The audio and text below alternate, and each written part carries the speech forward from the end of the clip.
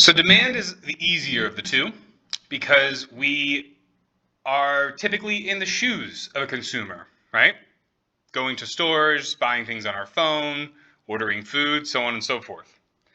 But unless we've had the rare, exception of, helping to run a business, or maybe we've had a ton of jobs or something like that, right? But even then, you might not have thought of things like a business owner. And that's really where we need to get at when we are talking about supply. We have to put ourselves in the shoes of a business owner. So just like before, we're going to have price on the y-axis. We're going to have quantity on the x-axis, right? Use the alphabet. P comes before Q. P comes to the left of Q in my supply and demand graph. When I am graphing my supply, I'm going to be graphing an upward sloping line.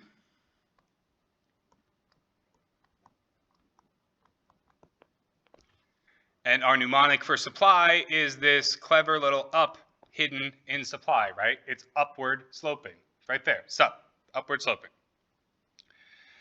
And so to use our example that we had before, let's say we've got $4 for pizza, which at $4, there's 6,000 slices of pizza that are being sold by the various pizza shops downtown. And this is where it gets a little bit difficult because, again, we're not used to thinking about being a supplier, right? So what if the price shot up to that $7.50 that we talked about before, right? That I paid just a few days ago for some pizza. What would you do as a supplier? Well, reading the graph, right? If we reflect this $7.50 off of the supply line, right? The supply schedule, then we're going to find that at $7.50, they want to supply 12,000 slices of pizza. Why is that? Why at a higher price would suppliers increase their quantity supplied?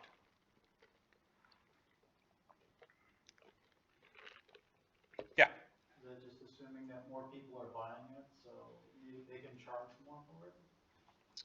So close. So you're saying they're assuming that more people are buying it, and that has to do with demand. So we are going to put these together, and the interaction of them is what actually happens. But right now, this is just like in the same way that demand is the willingness and ability to buy things. The supply is the how much the producer is willing to supply at each price. So what isn't changing when the price of pizza goes from $4 to $7.50? So one of the assumptions that we make in economics is this ceteris paribus assumption, which is Latin for all else equal. So whenever anything is changing, we assume nothing else is moving. So when the price of pizza increases from $4 to $7.50, the wages aren't changing at all. The price of the dough isn't changing. The price of the red sauce isn't changing. The price of the cheese isn't changing. The price of the box isn't changing. Price of electricity isn't changing. Price to maintain the pizza ovens aren't changing.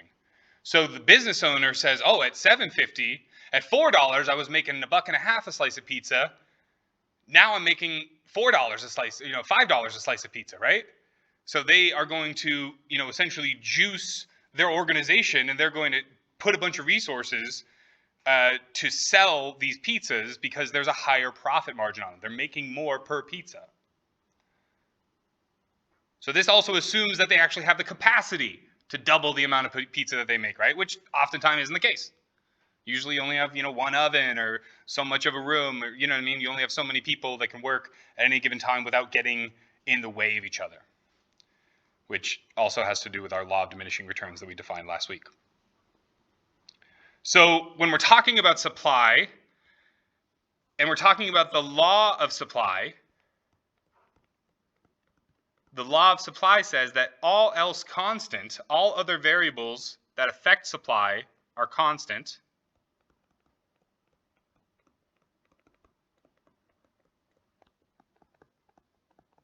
Oh, and quick pro tip, the whole affect versus effect thing, you can just always replace both of them with impact, and it always works. You don't even need to learn it. Just replace it with impact. That impact, all other variables that impact supply are held constant. And again, this is our ceteris paribus assumption.